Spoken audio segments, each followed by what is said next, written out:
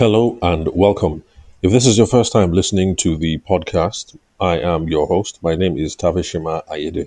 I'm a former lawyer turned business consultant. And what I do here every day, or almost every day, is I solve business problems. Now, sorry I'm late because I've been away for a couple of days.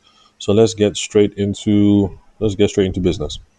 Now, the first problem, or rather, the series of problems that we're going to be looking at today are from a conversation that I had with Mr. Arinze. He's a forex trader and a forex coach. He's based in Delta State, but he's now making a transition. He's moving from forex trading and forex coaching into palm plantation business. And this new business is going to be named Zcon. Okay, it is named Zcon Integrated Agro Farm Projects. So, so today's podcast episode, we're going to look at some business matters arising from this transition. Now, Mr. Arinze, based in Delta State, found this podcast by searching for sales podcasts on YouTube. And he says that he found this podcast educating. So thank you very much for the kind words, Mr. Arinze. Then, like we've mentioned, initially he was into trading at first, and now he's looking into commercial palm plantation. He's been doing some of this palm plantation, but on a personal, okay, maybe not on the personal, but on a small scale. And now he wants to do this thing on a much more commercial basis, and he's looking for investors because he wants to expand his operations. Then some of the questions that he has in mind. He's looking for how he's going to advance this business and get more sales, how he can sell to other people. He also has concerns about business management. Then he wants to recruit a team so that he can push this palm plantation project. He wants to hire one guy and one girl to create content, and his questions are around how to structure payment, whether to pay them on a commission or a salary basis. Then, of course, he's worried about startup finances and let's see, stuff like that. So, as you can see, there are a whole host of issues to engage with over here for Mr. Arinze. But in my own opinion, I'll say the main questions that we have to tackle looking at Mr. Arinze's situation is this. So, how to expand the farming business to include investors. That's number one. Then, then he has questions related to business management. I'll say that's number two. Then, sorry, I'm just scrolling through the messages and some notes that I made. Okay, then the questions around hiring. He wants to hire a guy and a girl. Is the sex relevant? These are questions that I get a lot. I want to build a sales team. Should I make it boys or girls? Should I make it boys and girls? Should I make it predominantly girls? So we're going to talk about some of these issues. Then questions around startup financing. Okay, I think those are the major issues. Okay, so let's go right ahead. Now remember, even though this is a business podcast, my area of specialty is sales and business development. So I'll always be coming at things from a traditional sales perspective. Sorry, excuse me. I'm recovering from a cold. Okay, so for Mr. Arinze now, let's see. Okay, so on the question of how to expand this farming business by including investors, the primary question that we have to ask ourselves is whether this farming thing, whether it is commercially viable. That's the first question that we have to ask ourselves. This farming endeavor, this farming field, whatever, is it a commercially viable project? It's not just the question of whether this thing is commercially viable, Mr. Arinze. The question is whether you have validated this business and you have shown enough traction when you started on the level of personal farming.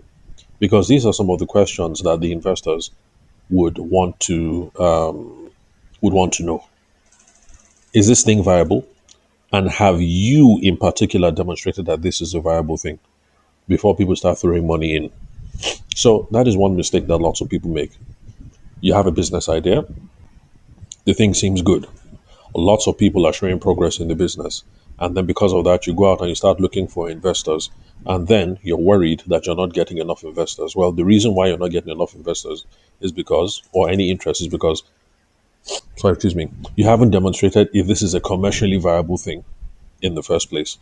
And whether, see, the two separate questions. Is this thing viable? Yes. You'll find that most times the answer is yes. For instance, let's see, nightclubs. So is running a nightclub a commercially viable thing to do? The answer is obviously yes. But now, for me in particular, Tabishima Ayide, with my skill set, if I were to run a nightclub, I mean, have I shown that I can do that? That's a separate question. So investors would want good answers, to those questions. Is this thing commercially viable? Yes. Can you demonstrate that if you run this thing, it's going to be commercially viable before people put money down? So, Mr. Arinze, those are some of the questions I need to tackle. Then, lots of people that I've spoken to who are trying to raise funds from potential investors, they also struggle because they haven't figured out the questions of the ICP. Now, remember, I've said time and time again on the podcast that the ICP, which means our ideal customer profile, are basically the target set of people that we're trying to run after. Because no matter our product, no matter our service, our product, our service, our business solutions are not ideal for everyone. Sorry. So if we try selling to everyone, we're putting ourselves in a very bad spot. We are decreasing the chances that we're going to be able to close the sale, or in this case, that we're going to be able to get an investor. So when you have a particular idea and you're looking for investors, you need to make sure that even for the investors, you have an ICP, the ideal customer profile. Okay, in this case, should I say the ideal investor profile, IIP? Okay. All right. Anyway, you get my point. So running around and talking to everybody just because they have money is not a good idea. It's not all your rich uncles or your rich colleagues or every single financial institution that is available in your state that will be a good prospect to talk to. There are some people who are much more suited to these sorts of things, to these kinds of investment opportunities than other kinds of investment opportunities. So let's assume now that Mr. Arinze and I were friends. And let's assume that I was a billionaire. And by the way, I'm not, at least not yet. But if I were a billionaire, Mr. Arinze might assume that, oh, Tabishima is my guy now. Let me call him up. This is a good opportunity. Let him drop some money. But there are some questions that you need to ask yourself, Mr. Arinze, and any other person who is listening to this podcast right now who is trying to raise investment for your business idea. Well, number one, you have to ask yourself about the person's risk and return appetite. Because there are some people who want to drop money down now, and by this time next year, they want their money to multiply like times 4, times 5. Is that the kind of return that you can give? There are some people who want to drop money down now, and they're okay with something growing, small, small, small. Drop 1 million now. By the end of the year, how much did we make? Oh, you gave me 200K return. And no problem. Glory be to God. Let's continue. Some people are okay with that. So you need to know these sorts of things about the individual before you start asking them for money. And in fact, some of the early conversations that you have with potential investors should be around these sorts of things. What is their return appetite? What kind of returns are they looking for? And then you will now, when you get that information, you'll now be able to match it, see whether it matches with the kind of returns that are feasible in palm plantation. So for lots of people who are struggling, I say struggling, forgive me, I'm having an off day, with the cold and all that. So for lots of people who are struggling in this particular area, raising funds, these are some of the things you should be paying attention to. So the potential investors you've been talking to, what are their return appetites and then their risk appetites as well? There are some people who drop money down and they pretty much want their capital to be secure. Like, look, I'm giving you ₦1 million today, and by this time next year, I'm expecting to get that ₦1 million back. I don't want to hear long and short. I don't want to hear any kind of story. I don't want to hear anything. I want this money back. So that risk appetite is low. And then there's some people who are willing to drop. Okay, sorry, one moment. I have to. It's a Tuesday. The house gets clean on Tuesday, and I think the lady's at the door. I'll be back. Okay, sorry about that. I am back, and well, like I said, that's for those of you who are regular listeners of the podcast. Today's a Tuesday. The house gets cleaned on Tuesday, so there might be more interruptions. Then also, been having some electrical issues, so the electrician is going to come by later, just in case I have to pause and run off again because having some work done at the house. And anyway, so let's see, where were we? So we're talking about the main issues that Mr. Arinze needs to think about when it comes to looking for investors. I think we had spoken about how Mr. Arinze needs to be able to prove that this palm plantation thing is commercially viable, and also that he has the unique skill set and unique ability to make this thing work. That's before getting money from investors. Then, let's see. Okay, then we also spoke about the ICP. That's the target base for potential investors. Okay, good. Yeah, so I was talking about their risk and return appetites. So some people are happy with some kinds of risk, and how will I put it? Well, people have different risk appetites and different return appetites. So when you're talking to potential investors, you need to know exactly who it is that you are dealing with. These are the sorts of things that determine whether this is a good match or not. So if palm plantation can only give certain kinds of returns, maybe 30% every single year, and because of that, you're only going to be able to give the investor I don't know 5% of his money or 2% of his money or whatever it is. I mean, we need to have these conversations ahead of time before we begin, and also these are the things that will determine whether whether it will be a good idea for us to get in bed with investors or not. And then, of course, people also have different areas of, how do I say, areas of specialty or areas of interest that areas of expertise. So we also need to have those kind of conversations as well. So let's say you have a rich uncle in your family who definitely has the money, or a rich somebody in church who definitely has the money, but maybe the person made his money because the person is in the fintech space or something like that. For the sake of argument, is it possible that this fintech person might know absolutely nothing about agricultural value chains, and so because of that, the person might be hesitant to get involved? Or even if the person gets involved, because the person has no skill set, no knowledge in agricultural value chains, the person might not even be able to give you good advice to even help this business thrive and grow. Because when we're collecting money from investors, it's not just the money that we need. If the investor comes along with some connects, it will be good. If the investor comes along with some knowledge, it will be good. So in fact, for those of you who watch things like Dragon's Den, those are some of the dynamics that come up in the show. Because you notice maybe somebody is a beauty entrepreneur, and the person might receive an offer from that tall guy. I can't remember that guy's name. And the offer seems to make sense. But then they'll decide to go with this other lady, Deborah Mead, instead. It'll be a matter of, oh, Deborah Mead, she's in the retail space. She has worked with some fashion brands before. So, even though her offer no to tap, at least she has the knowledge, at least she has the connections. She will be able to guide us. And so, because of that, we'll be taking Deborah Mead's offer. So these are some of the dynamics at play. Then, okay, so when we're thinking of the ICP, the people that Mr. Irinze should be chasing after? Well, there are lots of options actually. He could be looking at people in diaspora, because there's some people in diaspora who want to put money back home, and for them, they're not looking for any loud, times four, times five. They're not looking to triple their money. They just want to put the money somewhere. They want the money to be safe, and they want the money to be growing reliably year over year. So, Mr. Rinze, you could be looking at Nigerians in diaspora, because those are some people who are willing to invest some patient capital. So, we hear this all the time, or we see this all the time. Your classmates is now in South Africa, or they're now in America, or now in the UK, or whatever, and they just want to be sending money back home. and let this cousin buy this plot of land and be building small, small, small, small. So that's real patient capital. So, Mr. Rinze, you can be looking at Nigerians in diaspora.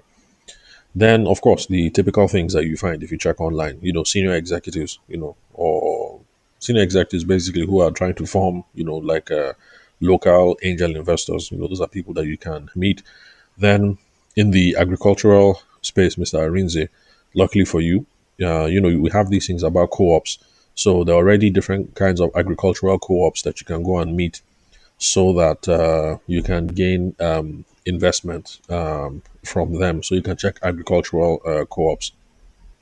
But Mr. Arinze, once you start looking for investors, there are a couple of things that you need to, especially in this your own particular case, there are some things that you need to pay attention to. Number one, before anybody drops money for you, this issue of land security, that's one of the things that they will bring up. So whether you like it or not, they will ask you. In fact, if anybody does not ask you, it's a red flag. It means that the person is not prepared and that quarrel will happen. So they will ask you, we're going to do palm plantation, Abi? You say yes. Which plot of land are we using? You say it is in this local government, in that local government. They will ask you, have you acquired the land? Did you buy the land? Are you renting the land? Where is the survey? What's the legal title? Is it C of O? Abi, is it customary ownership? People will ask you because nobody wants to drop millions and millions only to find out that later on the money will just evaporate because you started farming. Then somebody will come and say they are omonile, that they are sons of the soil, sons of the land, one thing, one thing, one thing. Before you know, they go and just scatter your whole palm plantation. So, Mr. Arinze, people are going to ask you this thing of land security. They will ask you, how did you acquire this land? Which kind of land? Is this your own? Is it your own? Did you borrow? Are you renting? They will ask. Now, even if they don't ask, this is something that you should pay attention to because it could be a potential problem, Mr. Arinze, when you start doing this thing on a commercial scale. Because believe me, it absolutely sucks. It has not happened to me, but it's happened to a few people that I know. It absolutely sucks for you to start.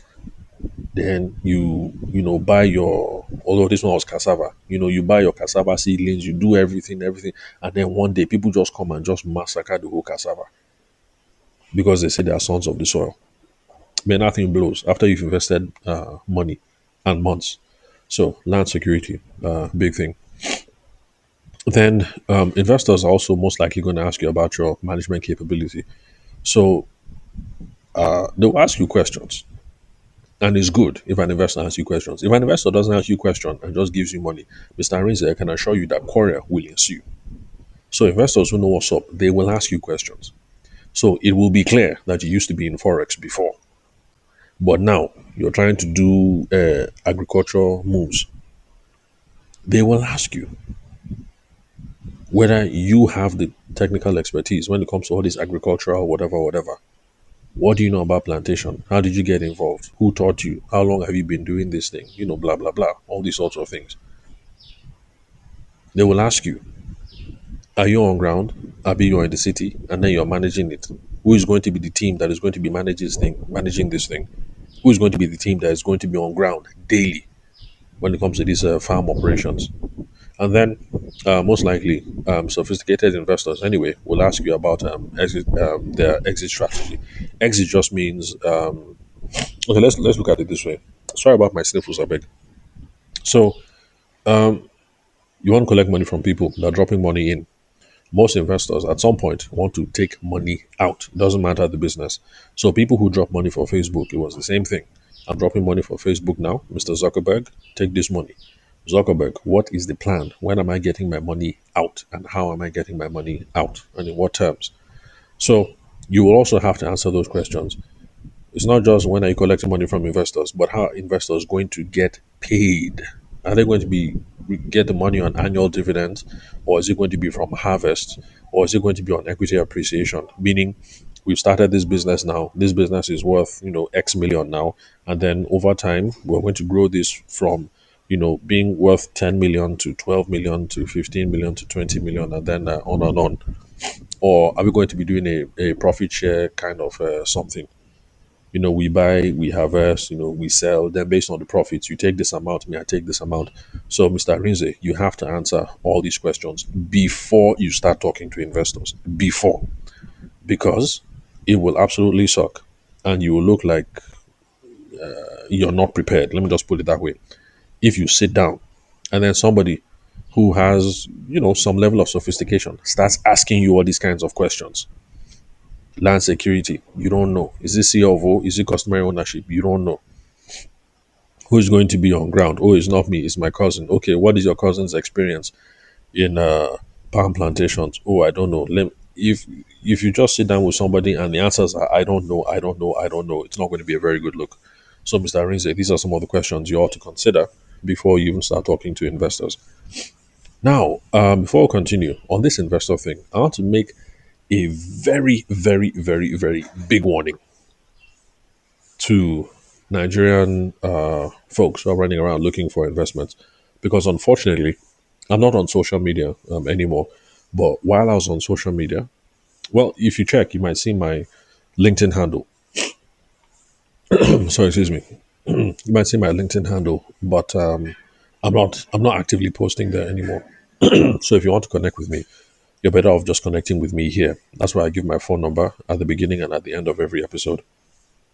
So if you want to connect with me, just like Mr. Arinze did, the phone number is 080-6466-2140. You can call, send me a text message, or send me a WhatsApp message. So while I was on social media, I noticed that when it comes to raising funds in Nigeria, lots of people are just obsessed about pitch deck, pitch deck, pitch deck. Like, calm down. The pitch deck is not the most important thing that you need to do. There are some foundational elements that you need to lock up first before you get to the level of the pitch deck. So, like I pointed out, this whole thing that is there a match? Is this the right investor? Is there a match between the investor and the opportunity? You need to figure this out first before you start talking about pitch deck. And then what I've been talking about now, what we say in what we call in sales, excuse me, as a qualification and discovery, asking all these questions about what the investor is interested in, what kinds of returns are they looking for, what level of risk are they willing to tolerate, things like that. And, all these conversations that I've been talking about back and forth, these are the things that are going to serve as the content for the pitch deck.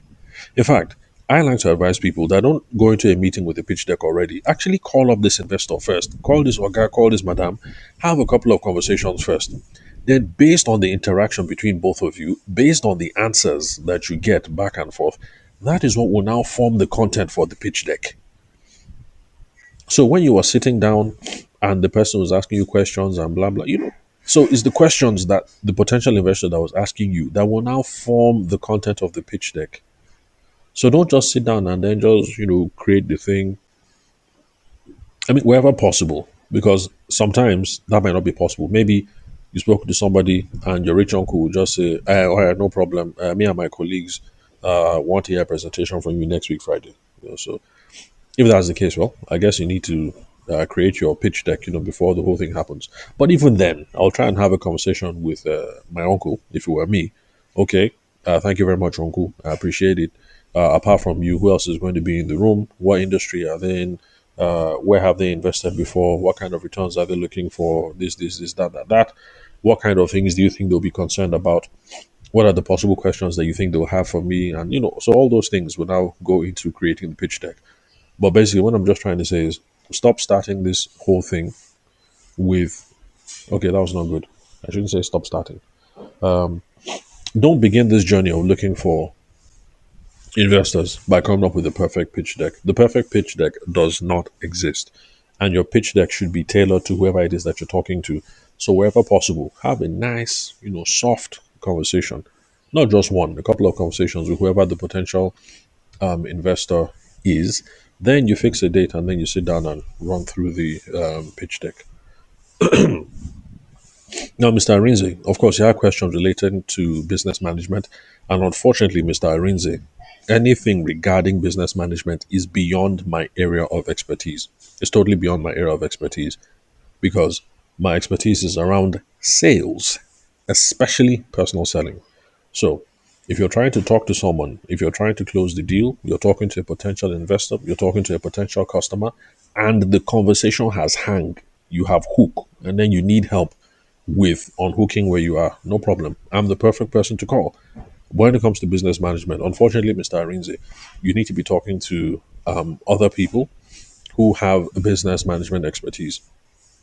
However, since this is an agricultural something, I'm assuming that you need to talk to people who have expertise with seedling, how you get quality seeds and where you source quality seeds from, preparing the land, irrigation, then farm operations. That farm operations thing is really, really important. That's where a lot of my colleagues have suffered in these sorts of things. You want to start a cashew farm. Oh, yeah, it's a good idea to start a cashew farm. But then at the end of the day, somebody has to be on that farm 24/7.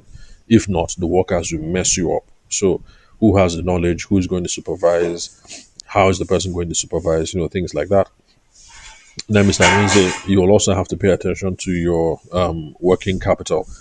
Working capital is working capital is just money that you set aside for day-to-day running, because you're going to raise a bunch if you're successful from investors, but you're going to need some money.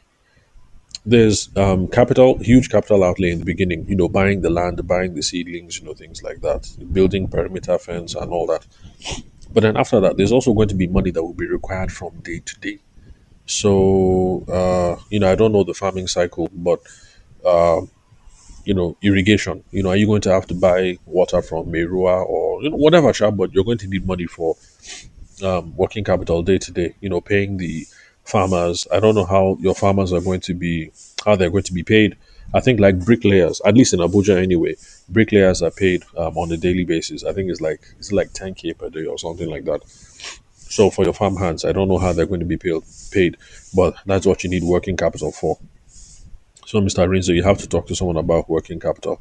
Then, when we're in secondary school, and I'm sure Mr. Rinzo, they taught you this thing as well. That's if you grew up in Nigeria. This whole thing about intercropping. That is when you mix cash crops and different kinds of crop. The whole idea basically is there are some things that take a long time before they start to produce, and unfortunately, Mr. Arinze, you have chosen something that takes a long time. Now, back when I was in school, Mr. Arinze, they told us that for palm plantation, it took 10 years before you get your first yield. So, in other words, based on what they taught also in secondary school back then, if you plant your plantation seedling in the year 2026, it will be 2036 before you start harvesting.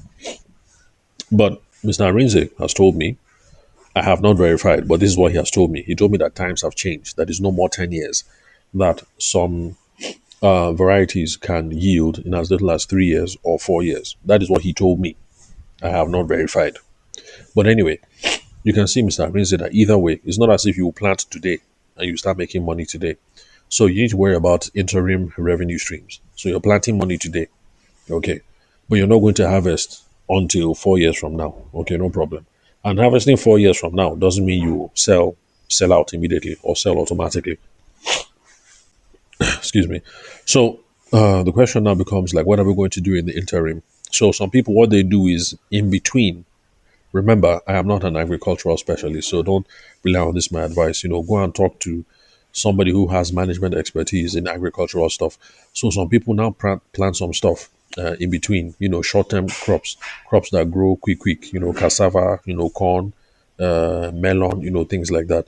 So the idea will be, while we're waiting for this palm plantation to bring its first yield in 3 to 4 years, if what Mr. Arinze said is correct, or while we're waiting for the yield in 10 years, if what they taught me in secondary school is still the case, then while we're waiting, in the meantime, at least you'll be seeing some small coins from cassava, from maize, from melons, things like that. Then, okay, this is where I might come in. You need to come up with an offtake strategy. Offtake just means somebody who's going to buy your product, buy your service, buy your idea. So when you're working on these sorts of things, while you're waiting for the 3 years or the 4 years or the 10 years, depending on who is correct, before you take your first yield. You need to be coming up with strategies for talking to potential buyers now, so that when you harvest in 3 years or in 4 years, buyers are ready and on ground, so that product will start moving immediately. But I recommend, Mr. Rinze, that you would have to talk to a specialist when it comes to these things around the business management. So there's business management in general, leadership and, all these sorts of issues. But for you in particular, since this is an agricultural something that you're getting into, I think these are some of the issues that you need to pay attention to. Sorry about that. Now, we've done 30 minutes. 30 minutes, 30 minutes. Okay, let me see. Let me see if I can squeeze everything in. Now, this whole thing of Mr. Rinze, you want to hire a guy and then you want to hire a girl to create content and also to help sell. Honestly speaking, the question I like to ask people is, look, this whole thing of sex, is it relevant? Like, is it important? Because there's some people who believe that if you have a girl, the girl will be able to sell more than the guy. Okay, my experience. Let me confess to something. When it comes to opening the door, yes, girls get more doors open than guys. But at the end of the day, if the girl gets the door open, meaning we now have a foot, we now start the conversation, but the girl is a terrible salesperson, she's not going to close the deal. I hope you guys got that. I hope, Mr. Arinze, you got that. So yes, you can get a girl and the conversation will start, the door will open. But if the girl is terrible as a salesperson, the deal will not close. So, and this is not a theoretical something, because years ago, my brother and I were working for someone, we're doing some work for someone who's a freight forwarder in Lagos. And these were some of the issues that we had to face, because there was one guy in the office, unfortunately, some guys have some issues, like the guy just has, how will I put it? It's not as if the guy has BO, it's just that the guy lived in, where is this place? The guy lived in a far place in Lagos. So the guy needed to jump like 3 buses before he gets to the office. And of course, now, you know how Lagos can be, especially when the weather is hot. By the time you jump 3 buses, by the time you get to the office, you go, they smell small. So the guy had that issue. Then plus he was a Yoruba guy. The guy had age factor, you know. Then what again? So there are some things that were not really in the guy's favor. But the thing is, the guy was a competent salesperson. Now, on the other hand, there was this other lady in the office, Igbo girl. If you see her skin, immaculate, skin like marble. You understand? Very fine girl. If you see her nose, like Oyobo nose, you know. So she was very good at getting appointments. Once you send her into any location, she will secure that meeting for sure. But the thing is, she was not a very competent salesperson, but she was getting meetings. And so, because of that, the owner of the company was blinded by these metrics. He'll be looking at the fact that when we send this yellow girl out, by the time she comes back, she don't book like 10, 15 meetings. But then if we send this Yoruba guy out, meetings that he booked, maybe 3, maybe 4. But he was not considering the fact that of the 3 or 4 meetings that this Yoruba guy with age factor and with body odor, the quality of meetings that he was securing were better, and the quality of deals that were closing were better. He was getting carried away by the number of meetings that the fine girl was setting. And then me, honestly, I wasn't even, to be honest, I wasn't too confident with the yellow girl, because, for her, she always wanted to do her thing solo. And anytime I see people just be doing solo like that, it makes me very suspicious. Like, what's going on now? That your runs have to be solo, you know? Like, if you're going, nobody can follow you. Nobody can know what's up. Nobody can get any contact. Like, what's going on? Everything secret, secret, secret. And that didn't make me too comfortable, because unfortunately, you know what, we're all adults listening to this podcast, so we all know what's going on. You know that sometimes some people engage in. Anyway, let me not say too much. Let me just leave it like that. So yes, girls open more doors. Definitely, it doesn't mean that girls can sell better. It doesn't mean. So my advice to anybody who is considering looking for a sales team: Don't get involved in all these games. Don't get involved in all these games. You'll find yourself now looking at some irrelevant issues. Some very relevant issues. Okay, are we hiring boys versus girls? Okay, no problem. Let's hire girls. Should the girls be tall or short? Okay, let's hire the tall ones. Okay, the tall ones, should they be slim or should they be curvy? Okay, let's hire the curvy ones. Okay, no problem. For the curvy ones, should they wear trousers? Maybe they should wear skirt. You will just get lost in all these issues. And that is all we need to move the business forward. These things are important. And sometimes they play a role. But I'm saying that if you start playing these games, you will get lost. You will get lost in all these things. Okay, let's hire only men. Okay, no problem. We're hiring men. Should they be Hausa men? Maybe should they be Igbo men? Should they be black? Maybe should they be light skinned?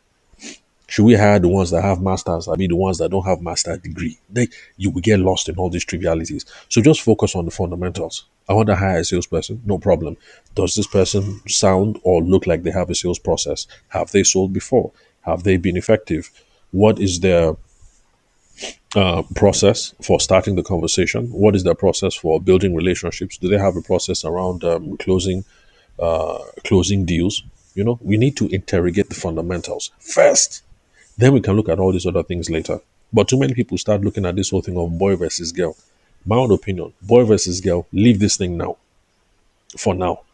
Let's focus on the fundamentals first. Especially if I'm working with you, let's focus on the fundamentals first. When we finish, and then I leave the room, you can start debating whether she must be yellow or black, whether she wear mini skirt or trouser, or whether it's boy versus girl.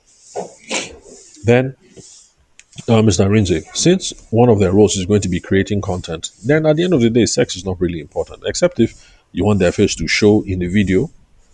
In America, there's some anecdotal evidence. When we say anecdotal, it just means like it's not as if they have proved it like that. But looking at some figures, it looks as if younger females get more attention online than older females or older men or younger men. So there is some anecdotal evidence that okay, yes, if you have a female content creator on video, it's going to get more views and blah blah blah blah blah. But like I say, I don't like getting involved in all those sorts of things. Let's just focus on making sure that we have a content calendar sorted. Let's make sure that our content strategy is sorted. We have a content calendar. We're asking the right kinds of questions. We have the right kinds of call to actions. And then we try and optimize the whole process so that we're getting conversions, regardless of whoever it is that we work with. But by and large, since his content is a part of the job, I don't think you should worry about whether it's man or woman. Just focus on the fundamentals. Then,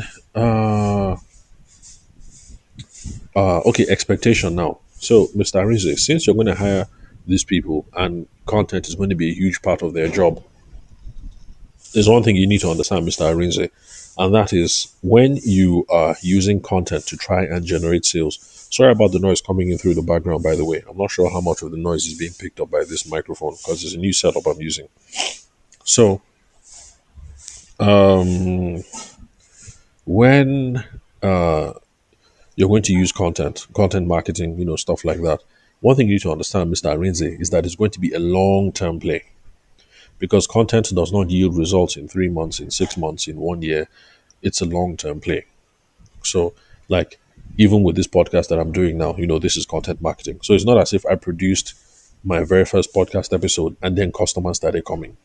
In fact, I didn't get my first customer from the podcast that I could trace directly to the podcast until about roughly maybe like 2.5, 3 years in.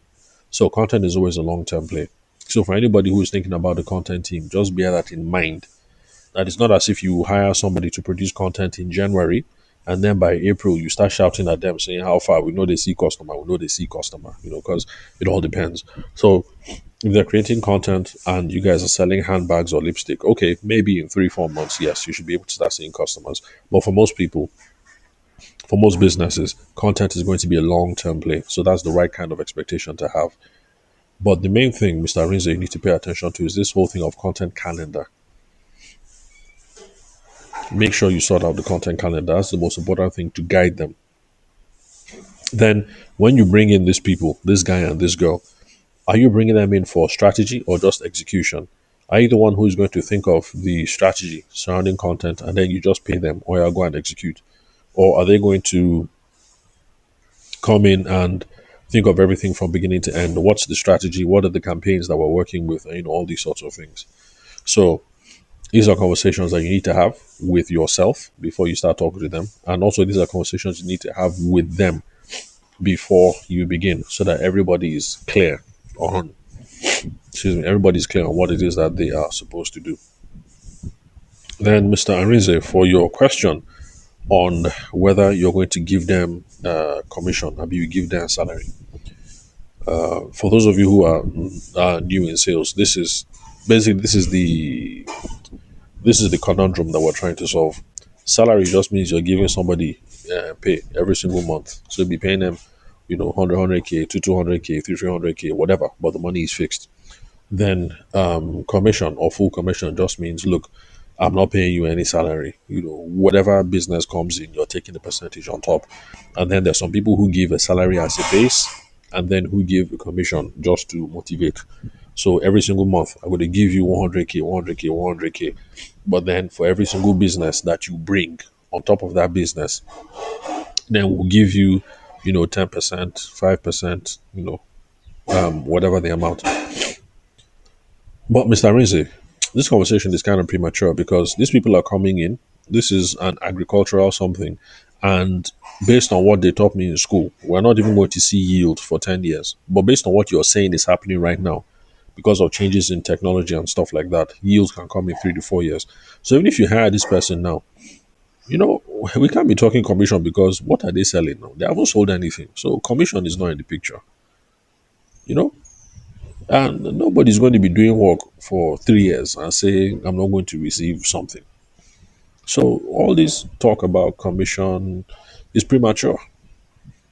When you people have gotten the yield and you have started selling, we can be talking commission. Because you can't hire somebody now and tell them I'll pay you 10% commission, but that 10% commission will start when we sell something in 4 years' time. So all these commission conversations only happen when we're talking about roles that we can directly tie to revenue and that we can tie to revenue now. So for real estate people, for instance, who you have a plot, you have several plots of land, and you have realtors who are selling them on your behalf. Yeah, in that case, you can tell the realtor that, look, you know what, I'm giving you 50k every single week, just so just for phone call and data. But every single time you sell the land, you collect 10% or whatever. So that conversation is premature, Mr. Arinze. Then Mr. Arinze is also worried about startup finances, which is normal, which is very, very normal, because this thing is capital intensive. So, Mr. Arinze, unfortunately, there's no way around it. You either raise money or save money.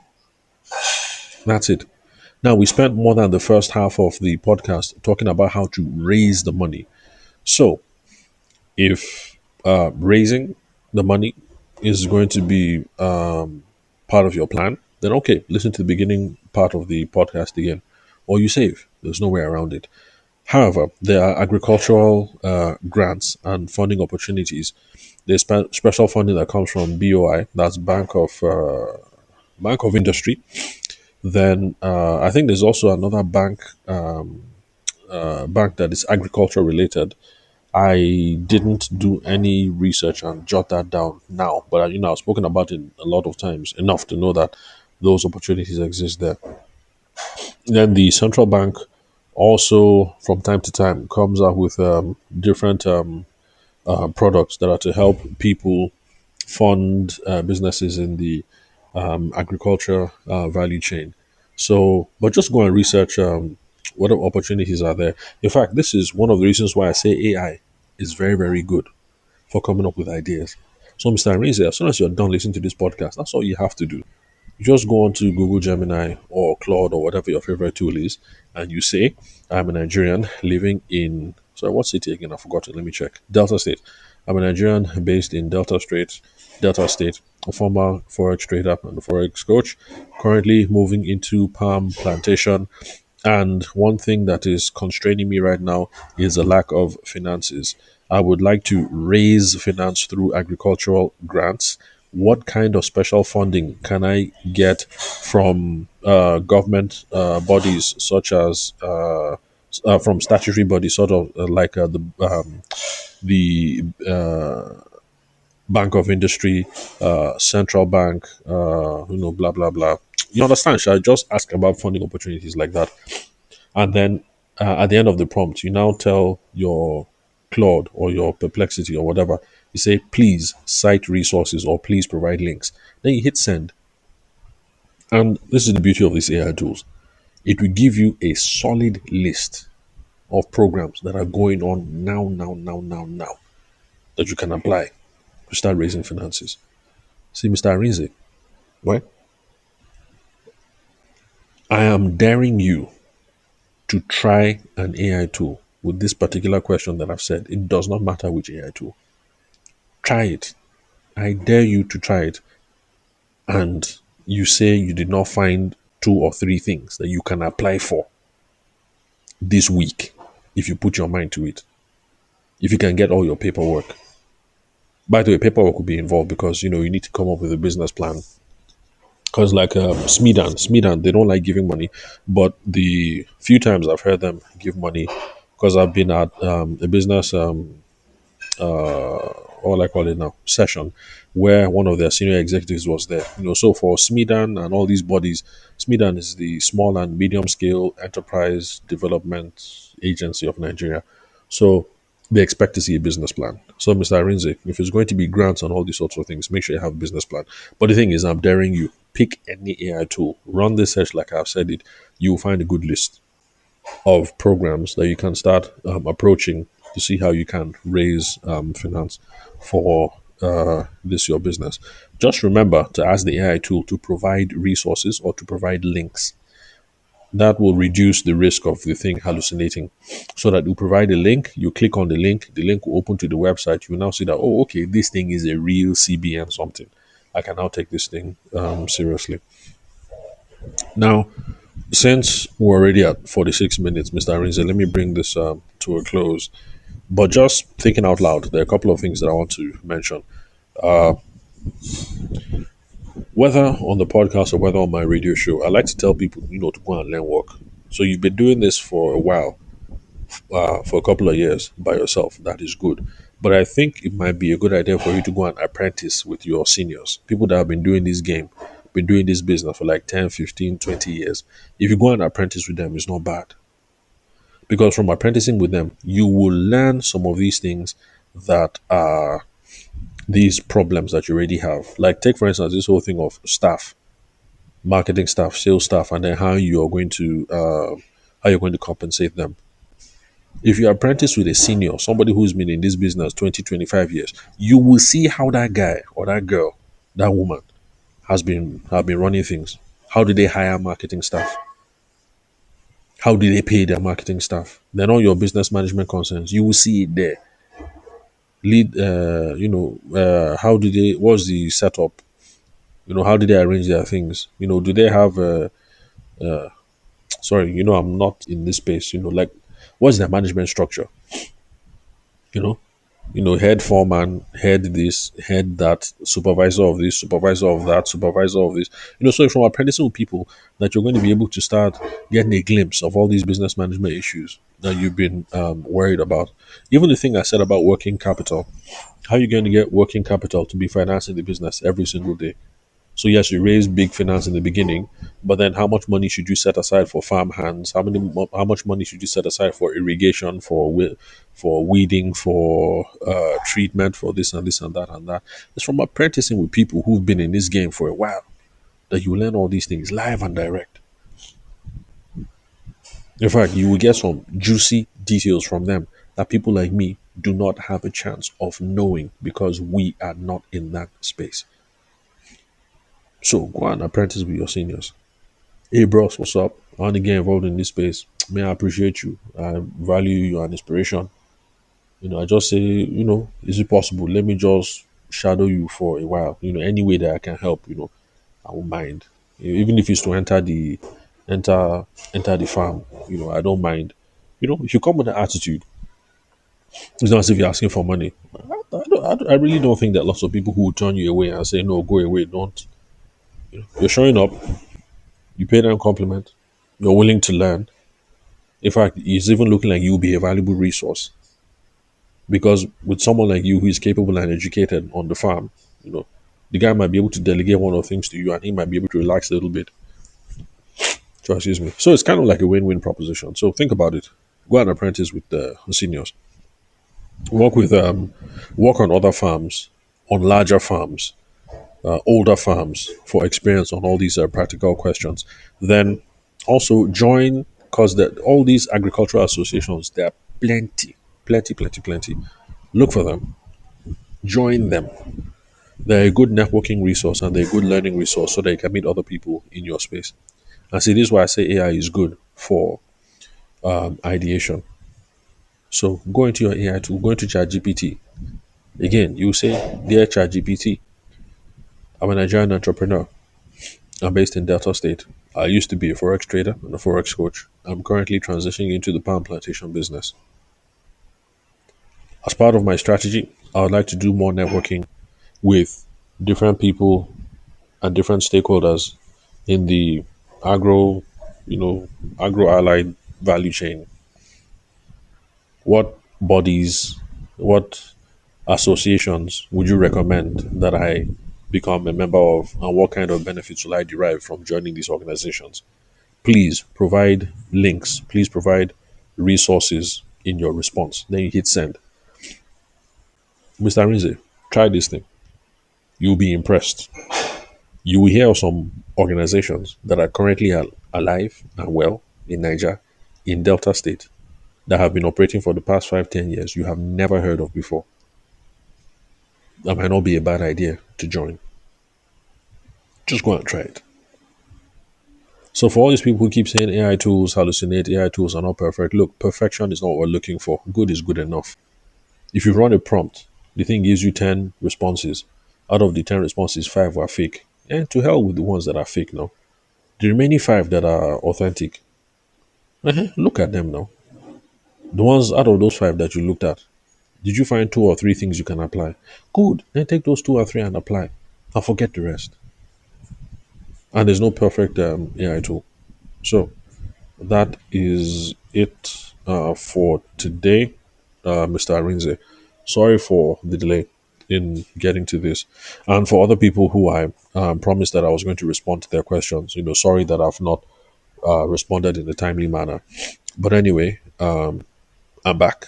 And so I'm going to do my best to get caught up to speed. So remember, if you'd love to get in touch with me like Mr. Arinze did, you can call me, send me a text message or a WhatsApp message on 080-6466-2140.